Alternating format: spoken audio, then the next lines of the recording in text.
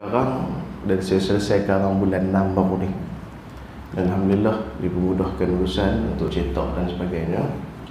Jadi kitab ni asal saya tulis pasal tajuk kita ni mudah saja, iaitu pasal PKP yang itu lah. Sebagaimana yang saya maklumkan kepada tuan-tuan. Jadi atas dasar orang kata apa, atas dosa apa yang kita buat sampai Allah Ta'ala uji kita sampai tahap ni. Itu saja, atas tajuk tu saja saya fikir ada benda yang kita nak kena buat. Semalam saya pergi ziarah kawan-kawan kita duduk tengah karaoke semalam. Ada gincuk atas tu kira hak berumur belakang. Hak semua tu hak ada subsidi belakang. Pi bukan kata nak ni apa-apa marah kalau mana ada. Saja ziarah sampai-sampai tu bagi salam dan semua, minta izin cakap sikit je. Selapak lah raya hak tinggal. Tapi ala kulli hal, dalam keadaan musibah daripada satu sampai ke hari ini, masih lagi ada orang selesa dengan kemaksiatan yang kita lakukan sampai hari ini. Bayang tengoklah umur 60 boleh duduk atas duduk joget lagi kira kemas. Tu kalau kata tahajud tu boleh lejak 12 rakaat. Tapi demi Allah, kita buat ni jangan pandang rendah kepada orang lain. Mungkin hadap joget tu esok nak tarik tangan kita masuk dalam syurga. Kita tak tahu. Cuma ni atas dasar tanggungjawab. Kita pergi, kita berjumpa, kita cakap pesan. Atas sebab tu jugalah kitab ni saya buat. Benda apa yang kita buat ni sampai Allah Ta'ala uji kita sampai tahap ni. Macam saya kata dulu tuan-tuan, iklan arak ni, kita hari ni baru nak pelambat lesen arak. Kami lah di Kedah lah. Tuan-tuan ni memang tak lah. Kami di Kedah ni baru nak, tak mau bagi dah lesen arak tu. Maksudnya tak mau sambung. Lesen judi tu tak mau sambung. Kami di Kedah. Dulu, orang tua-tua dulu, kita dulu 60-an, 70-an dulu, iklan arak ni dalam surat khabar. Bukan kata duk palang, galak lagi. Dulu loteri masyarakat baru sempat. Loteri masyarakat lebih lama yang sempat loteri masyarakat. Dengar tu sumpah halal. Loteri masyarakat dulu ada. Ni hak kepiah atas kepala apa ambil tu lah, jangan buat main. Kami di sana baru nak berharam nombor ekor, baru nak berharam kita buat lesen tu tak mau sambung. Orang tua tu dulu ni tak larat main lah. Loteri masyarakat ni ambil, tak larat ambil lah. Tapi mereka dulu Allah Ta'ala tak uji sampai macam kita hari ni. Jadi benda tanpa kita buat sampai tahun ini, yang Allah Ta'ala murka sangat, ataupun Allah Ta'ala jadikan zaman kita tu sebagai satu zaman yang Allah Ta'ala uji sampai tahun tu. Jadi mula daripada situlah saya tulis kitab ni. Karang kitab ni moga-moga dengan sikit usaha untuk cari redha Allah dan cari pengampunan Allah Ta'ala ni, moga-moga Allah Ta'ala terima lah kitab yang sangat-sangat kecil ni demi Allah. Maka kata aluan tu tuan-tuan boleh baca sendiri daripada tuan guru kita sendiri, Syekh Muhammad Nuruddin Marwah Al-Majri hafizahullah ta'ala, yang mana kitab dia kita baca hadis sebelum-sebelum ni tu, kitab beliau lah. Jadi saya minta daripada beliau lah untuk tulis sikit takdim ataupun muqaddimah pada kitab saya ini. Maka muqaddimah tu tuan-tuan boleh baca sendirilah. Kemudian pada muka surat yang seterusnya itu ialah muqaddimah penyusun. Muqaddimah penyusun tu saya tulis sendirilah, muqaddimah untuk bahagian saya ni. Alhamdulillahil azizil wahhab al-ghafurut tawwab, wa asyhadu an la ilaha illallah wahdahu la syarika lahu, wa asyhadu anna sayyidina wa nabiyyana Muhammadan abduhu rasul sayyidul dzakirin wa qudwatul mustaghfirin. Fallahumma shalli wa sallim wa barik ala sayyidina wa nabiyyina Muhammad wa alihi wasallam ajma'in wa ala man tabi'ahum bi ihsanin ila yaumiddin. Amma ba'd. Saya mulakan hadis muqaddimah tersebut dengan satu hadis, kullu bani adam khata'un wa khairul khata'in tawwabun. Setiap bani Adam itu pasti buat silap. Ni yang duk ada depan ni, duk di meja ni pun, tuan-tuan sekalipun, kita ni kaki buat dosa belakang. Terus ada bajet sempoi. Terus ada buat bajet kemas boleh. Kita ni semua kaki berdosa belakang. Maksud kata kaki berdosa ni lagu mana? Dosa. Hang tak usah lah hang cerita hang serban terbaik lagu mana pun, jubah meleret lagu mana pun, kita tetap ada part hak dosa hak kita buat. Tak kecil besar, tak besar kecil, tak pun dua-dua kita buah sekali. Itu kita. Dan kata Nabi SAW, wa khairut tawabin wa khairul khatta'in at-tawwabun. Dan sebaik-baik orang yang buat salah itu ialah orang yang bertaubat kepada Allah Subhanahu wa taala. Satu je. Apa hukum taubat atas dosa? Wajib. Apa hukum taubat atas dosa? Hukum dia wajib. Maksud kita buat dosa hari ni, kena taubat dah hari ni. Tak boleh tangguh-tangguh taubat tu. Apa saja dosa kita buat hari ni 3.54 pagi, 3.55 tu kena taubat dah. Tu kalau sepatutnya. Jadi hadis itu kita mulakan. Faqultu astaghfiru, kemudian muka surat sebelahnya. Mukadimah menyusun tak jumpa tak hari ni? Mukadimah menyusun muka surat sebelah dia tu. Faqultu astaghfiru rabbakum innahu kana ghaffara yursilu as-samaa'a 'alaykum midrara wa yumdidkum bi amwali wa banina wa yaj'al lakum jannatin wa yaj'al lakum anhara. Kata Allah Subhanahu wa taala dalam satu ayat, dalam dua ayat daripada surah Nur. Ayat ini ada satu rahsia yang cukup besar. Di antaranya ada orang pergi jumpa dengan seorang ulama. Dia ni buat nega tak jadi, pergi kerja kena pecat. Jenis lagu tu. Buat apa pun untuk tajuk rezeki ni tak jadi belakang. Nega kereta orang tak beli. Nega apa lagi macam-macam. Nega kedai runcit orang main ambil saja. Semua jenis tu belakang. Tak jadi. Siapa ada buku 35 tu kena beringat ni, mati ni kita tak tahu. Kadang pergi makan, pergi minum macam biasa, buku. buku mati. Pergi beringat gitu kan. Nak buat kemas boleh belanja tak apa kawan-kawan, tapi jangan duk usuk buku, takut mati tak ada nak bayar. Orang jumpa dia, saya macam mana ni, saya nak rezeki tak menjadi langsung ni. Dia kata apa? Tok Guru dia kata hang balik istighfar banyak-banyak. Baik orang yang kedua, Tok Guru, saya ni kahwin kat 15 tahun dah. Kahwin dekat belah tahun dah, kahwin 8 tahun, belah tahun dah. Anak tak dapat lagi. Nak buat lagu mana ni, kami nak ikhtiar ni habis rata dah. Hang balik istighfar. Baik orang yang ketiga, nak buat lagu mana Tok Guru, kami tempat kami kemarau panjang. Kita ni tak termasuk lah, pasal kita ni hujan panjang lagi. Kemarau panjang ni, panjang masa ni, sampai pokok-pokok bukan nak mati habis dah ni. Nak buat lagu mana? Tok Guru kata hang balik sekampung istighfar ramai-ramai. Lepas tu mai jumpa balik Tok Guru beberapa ketika. Tok Guru minta maaf banyaklah. Terima kasih sungguh-sungguh. Saya berniaga ni bukan tekat nak kata, baru nak naik iklan, orang main beli dah. Baru nak naik iklan dalam Facebook, dia pun main tanya nak beli dah. Alhamdulillah, untung pun tak tahu nak kata. Repeat order ni cerita tak tahu nak abang. Sungguh banyak semua orang beli kat saya. Terima kasih banyak tu. Main orang kedua tu, terima kasih banyak Ustaz. Dulu 15 tahun nikah tak ada anak, boleh hari ni kembar 4. Kembar 4 terus boleh. Alhamdulillah seronok tu orang. Main pula yang orang lagi pula, alhamdulillah. Hujan ni bukan tekat tak berhenti, bah pula abang. Dulu ni kemarau, ni bah terus. Alhamdulillah bah pun tak teruk lah. Alhamdulillah seronok, kami seronok. Tumbuh-tumbuhan pun nak elok balik. Datang haiwan ternakan pun sihat, gemuk balik semua. Alhamdulillah. Terima kasih banyak-banyak. Anak murid dia tanya dia, Tok Guru pasal apa hak mai 3 orang jawapan sama. Dah jawapan sama, pakat balik buat jadi belakang. Kata Tok Guru pada ayat surah Nuh, ayat yang ke-10 sampai 12 ni.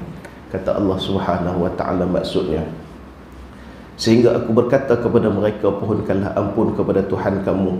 Sesungguhnya adalah Dia Maha Pengampun. Sekiranya kamu berbuat demikian, yakni meminta ampun tersebut, Dia akan menghantarkan hujan lebat mencurah-curah kepada kamu, dan Dia akan memberikan kepada kamu dengan banyaknya harta, kekayaan serta panak pinak, dan Dia akan mengadakan bagi kamu kebun-kebun tanaman, yang mengadakan bagi kamu sungai-sungai yang mengalir di dalamnya.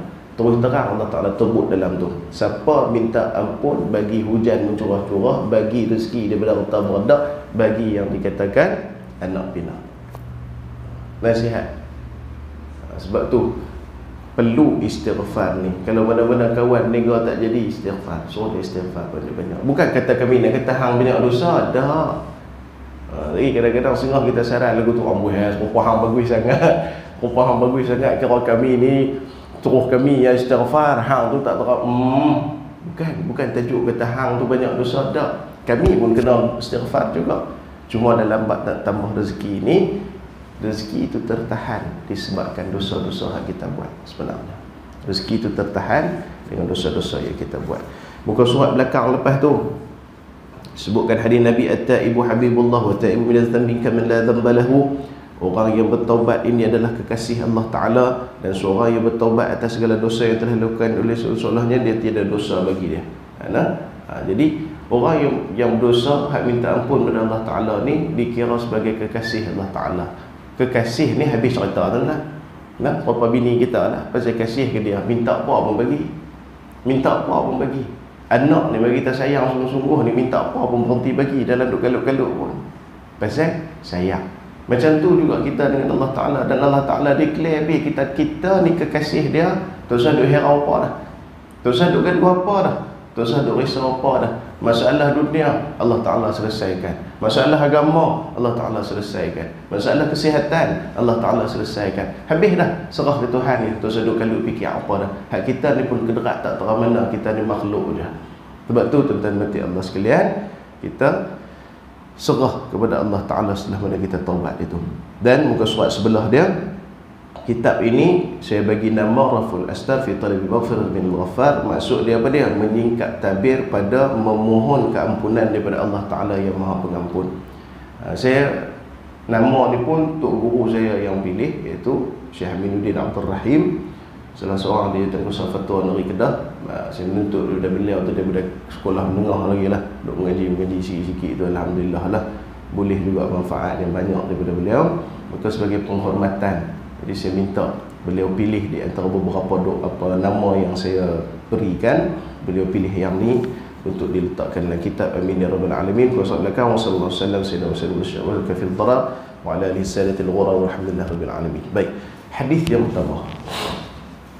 Hadis yang pertama, an Ubay bin Ka'b qala kana Rasulullah sallallahu alaihi wasallam idza dhahaba thuluth al-layl qama faqala ya ayyuha an-nas اذكروا الله جاءت الراجفة تتبعها الرادفة جاء الموت بما فيه قال أبي يا رسول الله إني أكثر الصلاة عليك فكم أجعل لك من صلاتي؟ فقال ما شئت. قال قلت الربع. قال ما شئت فإن زدت فهو خير لك. قلت النصف. قال ما شئت فإن زدت فهو خير لك. قال قلت فالثلثين. قال ما شئت فإن زدت فهو خير لك. قلت أجعل صلاتي كلها. قال إذا تكفى همك ويغفر لك ذنبك. Hadis yang pertama ini berkenaan dengan fadilat, kelebihan selawat kepada Nabi sallallahu alaihi wa ala alihi wa sahbihi wa baraka wasallam, yang mana diriwayatkan oleh Sayyidina Ubay bin Ka'ab, dan adalah beliau menceritakan adalah Nabi sallallahu alaihi wasallam apabila mai 1/3, apabila mai 2/3 malam, baginda bangun daripada tidur dan baginda berkata, wahai manusia, uzkurullaha, ingatlah Allah Ta'ala, ingatlah Allah Ta'ala. Tengok ni nah, Nabi bangkit 2/3 malam, peringat lagi manusia, kejut gerak, bagi tahu habaq mai, ingatlah Allah Ta'ala, ingatlah Allah Ta'ala. Nabi ni pula kalau kata bangkit, selesai Nabi sembahyang, Nabi akan gerak adik-beradik dia ataupun ahli keluarga dia. Itu Nabi. Kita ni kadang-kadang bangkit tengah malam buat tahajud, tak gerak bini, tak gerak anak-anak. Pasal apa? Ish, rasa kacau mereka nak tidur. Kacau mereka nak tidur apa? Hak esok kalau kata mereka tak buat ibadat, lempak masuk neraka, lagi kacau kita esok. Lagi kacau kita. Sebab tu jangan duk kesian kat anak-anak dalam nak buat ibadat. Jangan duk kesian. Jangan duk kesian ke cucu-cucu kalau kata nak buat ibadat. Jangan duk kesian. Biar dia. Biar mereka susah sungguh-sungguh kata dunia ni.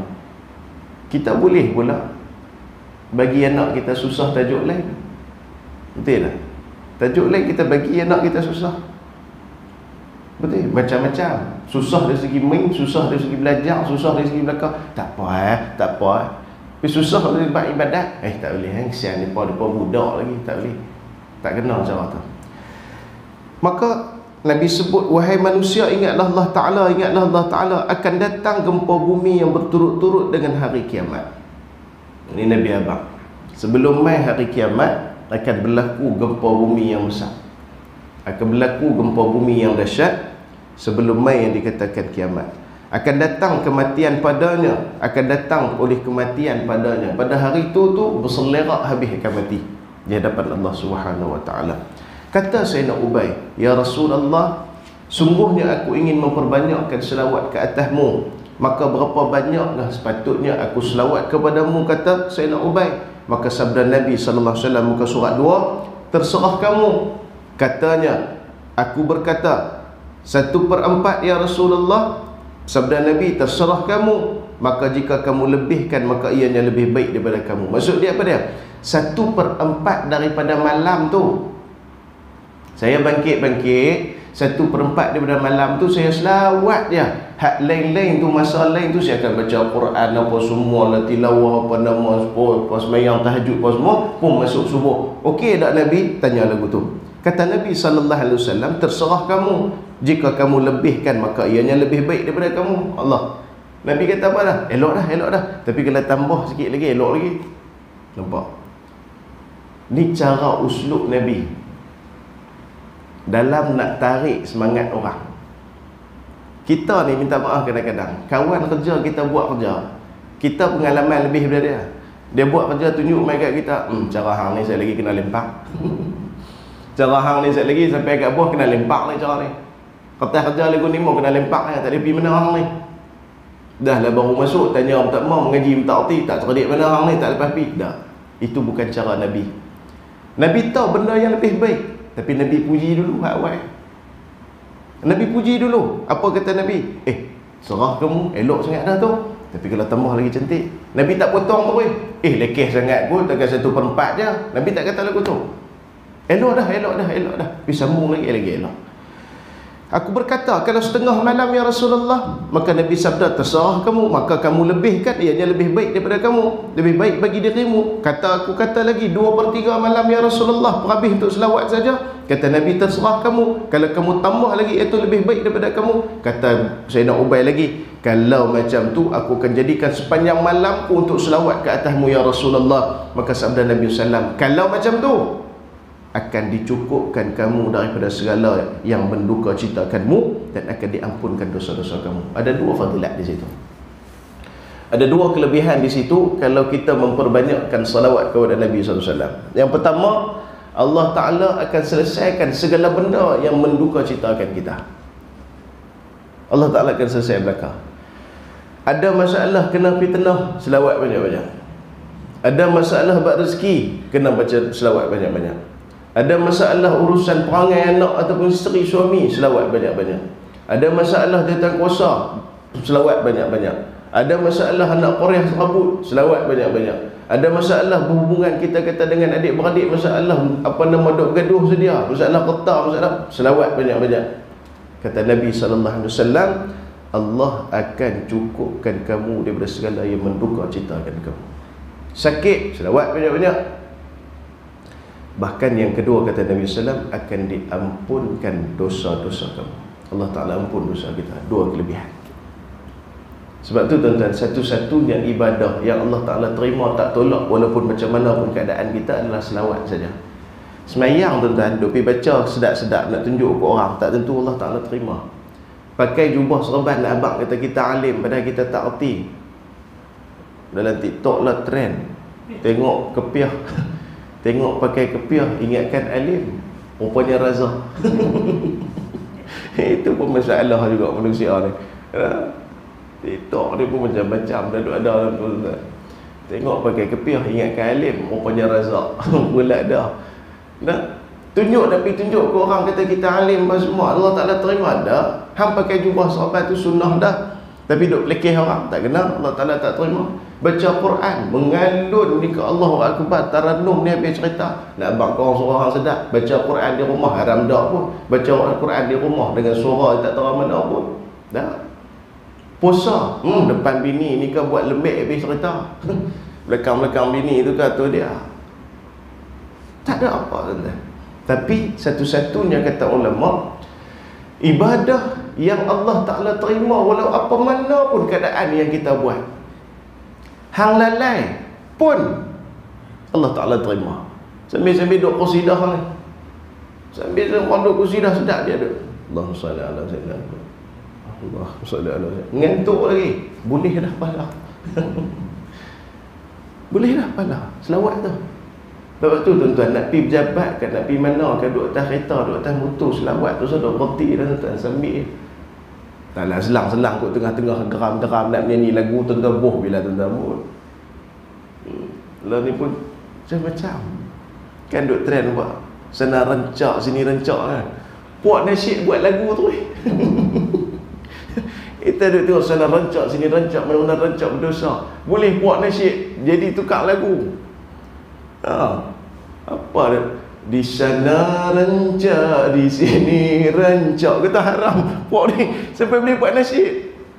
Mampu kan ikutlah hangpa nak menyanyi ke hangpa nak ni apa. Tapi takkan sepanjang perjalanan tu kita nak menyanyi saja. Takkan sepanjang perjalanan tu nak sembang dengan bini saja. Takkan sepanjang perjalanan tu kita nak sembang tajuk dengan kita, dengan kawan-kawan kita saja. Kalau pergi station dengan kawan-kawan kita, takkan mereka tak terlena lah kereta. Masa terlena tu takkan kita tak boleh ambil masa asal. Allahumma salli ala sayyidina Muhammad, Allahumma salli ala sayyidina Muhammad. Banyak kelebihan yang Allah Ta'ala mudahkan. Keterangan selawat ke atas Nabi SAW adalah satu ibadah yang sangat istimewa, sehingga ia menjadi ibadah yang terima oleh Allah Ta'ala, walaupun daripada seorang munafik ataupun daripada hati yang lalai. Itu yang saya sebut tadi tu. Sampai tahu tu tuan-tuan, munafik ni hak tak mau Islam pun Allah Ta'ala terima kata selawat mereka ni. Pasal apa selawat ni menjadi ibadah yang istimewa, sehingga kan disebutkan dalam Quran muka surat 3, innallaha wa malaikatahu yusalluna 'alan nabi ya ayyuhallazina amanu sallu 'alaihi wa sallimu taslima. Itu ayat khas bercerita berkenaan dengan suruhan saranan Allah Subhanahu wa taala untuk kita ni sebagai umat Islam selawat ke atas Nabi sallallahu alaihi wasallam. Hukum selawat ni saja kena tak silap saya ada 20 ke 30 pendapat ke lebih.